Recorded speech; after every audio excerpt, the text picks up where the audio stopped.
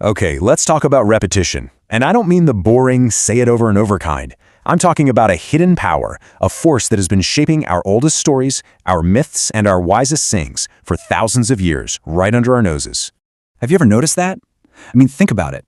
Whether you're hearing an old proverb, a myth, or a parable from an ancient text, they all have this rhythm, this echoing quality to them, a kind of balanced, repeating structure. The big question is, why? What's going on there? Now, our modern brains immediately jump to one conclusion. It's art. It must be an artistic choice, right? We hear repetition in a poem or a song, and we just assume, oh, that's beautiful. That's style. And look, that makes a lot of sense. Repetition absolutely creates a sense of rhythm. It definitely adds emphasis to the most important ideas. It makes language feel poetic, kind of special. We've just come to see it as a mark of a great writer or a storyteller. But what if that's not the real reason it started? What if that's only half the story? What if the reason all these foundational stories feel so repetitive has nothing to do with making them pretty, and everything to do with something way more important? And this is where the brilliant cultural theorist Yuri Lotman comes in. He took a hard look at this question and came up with a really fascinating answer. He basically argued that long before we ever saw repetition as something beautiful, it served a much more critical, much more practical purpose.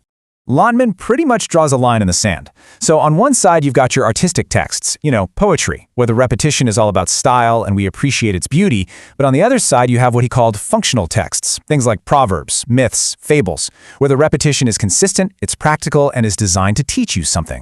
And here's the crucial point he makes. The purest, the most raw and essential form of repetition isn't found in some fancy poem. Nope.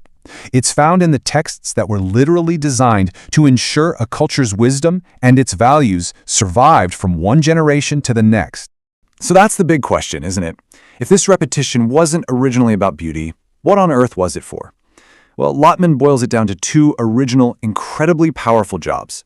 Okay, first, it was a mnemonic tool, a fancy way of saying it was designed to make things stick in your memory. And second, it was a moralizing tool, a way to make the message feel important, true, and just matter. Let's break those two down. Okay, for the first one, you have to try and imagine a world without cheap paper, without the internet, without widespread writing. How do you pass down vital information without it getting messed up?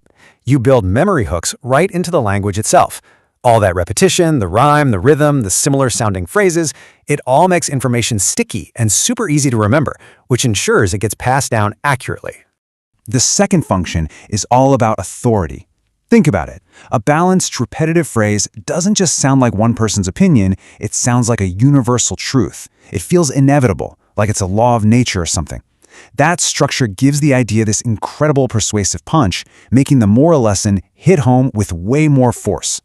Let's use a classic example that we all know. A stitch in time saves 9. It's short, it's super catchy, and it is a perfect illustration of both of Lotman's points.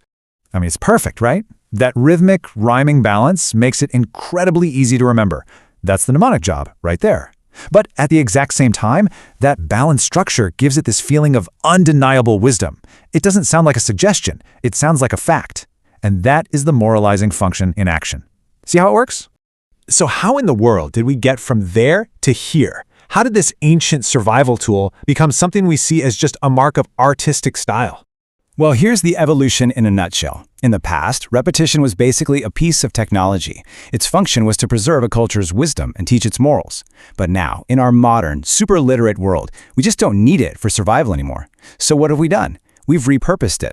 We started appreciating its form, not for its function, but for its aesthetic qualities, for its beauty and its style. And that is really the core idea of this whole explainer. When we read an ancient proverb and we think to ourselves, wow, that's so poetic, we're actually applying a modern filter to what was once a very practical, very necessary piece of technology. It's kind of like finding an ancient, perfectly shaped arrowhead and admiring its beautiful form, completely forgetting it was forged for a life or death purpose.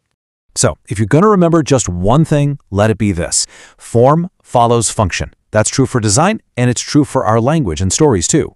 The very structure of our oldest sayings, the part we now call poetic, is really a fossil, a beautiful remnant of a time when the right words, repeated in just the right way, were a culture's most important tool for survival. And that leaves us with a really fun question to chew on. Once you start looking at the world through this lens, you start seeing it everywhere. So think about it. What other things that we now consider purely artistic or beautiful actually began their lives as essential, practical tools for survival? It's a fascinating thought.